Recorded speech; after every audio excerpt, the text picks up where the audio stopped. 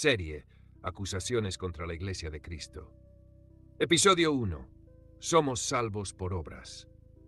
Muchos dicen que la Iglesia de Cristo enseña que el hombre se salva por obras. Pero dime algo. ¿Qué dice realmente la Biblia?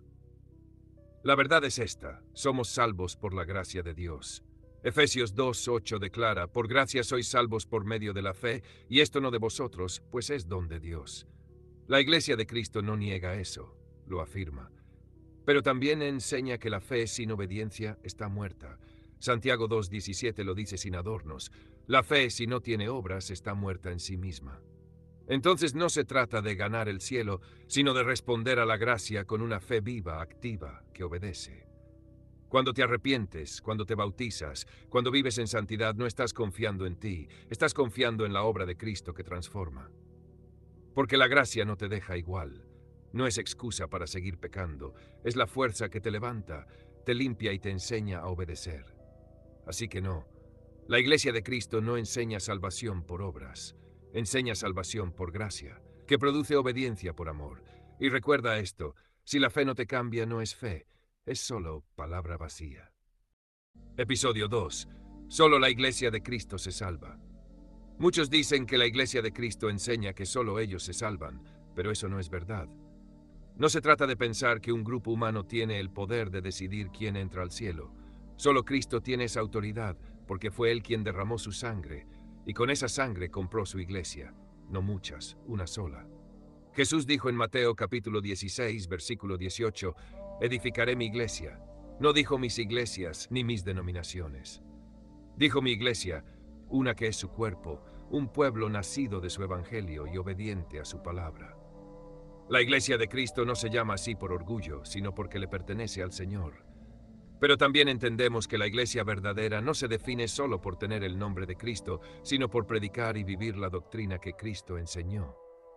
Porque hay muchos que usan su nombre, pero no siguen su palabra.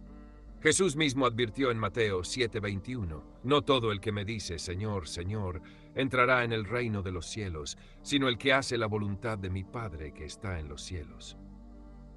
Por eso, la verdadera iglesia no se mide por el rótulo del edificio, sino por su fidelidad a la doctrina apostólica. La Iglesia de Cristo busca ser esa iglesia, la que guarda la enseñanza del principio, la que se mantiene firme en la fe, la que obedece el Evangelio tal como fue entregado una vez a los santos. Romanos 8:1 dice: ninguna condenación hay para los que están en Cristo Jesús. Y Gálatas 3:27 explica cómo entrar en Él. Porque todos los que habéis sido bautizados en Cristo, de Cristo estáis revestidos. No hay muchas formas de ser parte del cuerpo de Cristo, hay un solo camino. Efesios 4:5 lo resume así: un Señor, una fe y un bautismo. No se trata del nombre del grupo ni del lugar donde te reúnas, sino de si realmente estás en la doctrina de Cristo. Segunda de Juan, versículo 9 dice: cualquiera que se extravía y no persevera en la doctrina de Cristo, no tiene a Dios. El que persevera en la doctrina de Cristo, ese tiene al Padre y al Hijo. Por eso afirmamos que solo Cristo salva, y que los salvos por gracia y obediencia son añadidos por Dios mismo a su iglesia, como dice Hechos 2:47. La iglesia verdadera es la que predica la verdad, no la que solo dice tener el nombre correcto. No somos exclusivos, somos fieles a la verdad. No somos orgullosos, somos obedientes, porque la verdad no cambia, aunque el mundo la ignore. Y al final, cuando todo se acabe, no importará el nombre que diga el letrero, sino si tu vida reflejó la doctrina de Cristo y si realmente perteneciste a Él.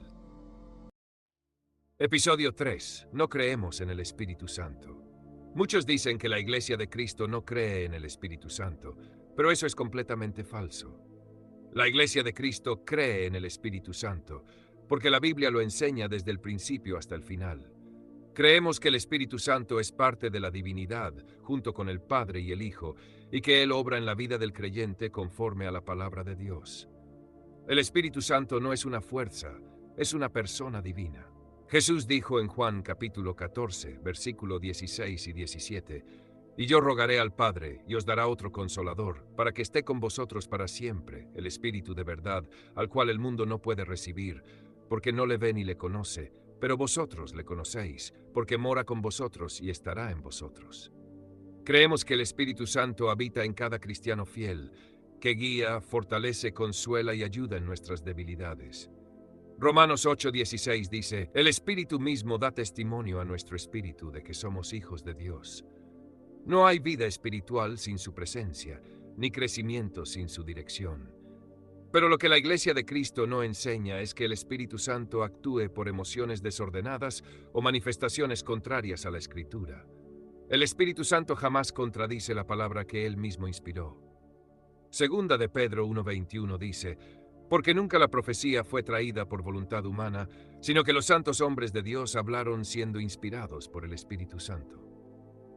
Creemos que los dones milagrosos del Espíritu Santo fueron temporales, porque su propósito fue confirmar la palabra hasta que el mensaje fuera revelado por completo.